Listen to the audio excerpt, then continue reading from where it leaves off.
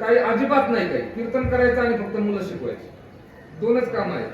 तिसरं काम, मला कितीतरी लोक येतात पाठीमागे, काही बऱ्याचशा लोकांनी विनंती केली होती, हे करा ते करा, मी काहीच करत नाही. जेवढं आपल्याला जमतं तेवढं जर मस्त केलं ना, त्याचा एक आनंद वेगळा राहतो.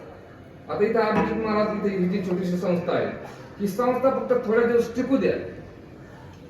टिकली नाही, तुमच्या सर्वांच्या आशीर्वादाने जर ही संस्था भरपूर दिवस टिकली, तर या जागेचं नाव जगभर जाईल महाराज. या जागेचं ही जी शालेय शिक्षणाची जी पिढी आहे, ही जी पिढी या ठिकाणी शिकून जाते, यांना आयुष्यभर या जागेची कायम आठवण येत राहील की आम्ही बालपणी कुठे शिकलो.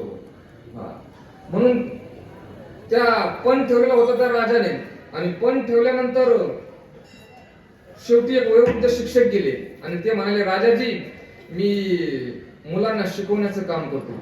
राजाच्या बुद्धीवरती एवढा परिणाम झाला, राजा सिंहासनावरून खाली उतरला आणि त्या शिक्षकांना सिंहासनावरती नेऊन बसवलं आणि सगळ्या समाजाला राजाने जबाबदारी पूर्वक सांगितलं, माझ्या मते एक मत असं आहे, काय या समाजाकरता सगळ्यात जास्त मोठं योगदान जर कुणाचं असेल तर ते शिक्षक लोकांचं आहे.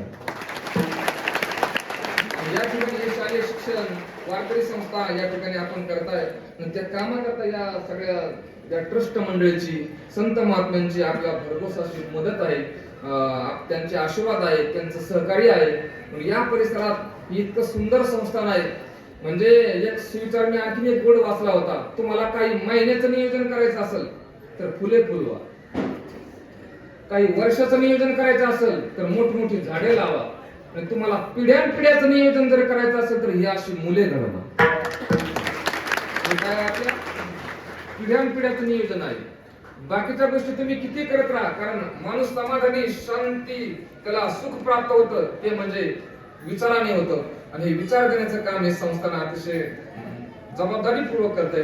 म्हणून सर्वच या ट्रस्ट मंडळी असतील, यांना आशीर्वाद देणारे संत महात्मे असतील, पूज्य शिवदास बाबांचा आपल्या सर्वांवरती आहेच, त्याचबरोबर सर्व शिक्षक मंडळी आहेत, या परिसरातून आलेली वारकरी आहेत, सर्व गुणवान मंडळी आहेत, आणि जे बालगोपाळ मंडळी आहेत, तुमच्या सर्वांच्या चरणी नतमस्तक होतो आणि थांबतो. ज्ञानेश्वर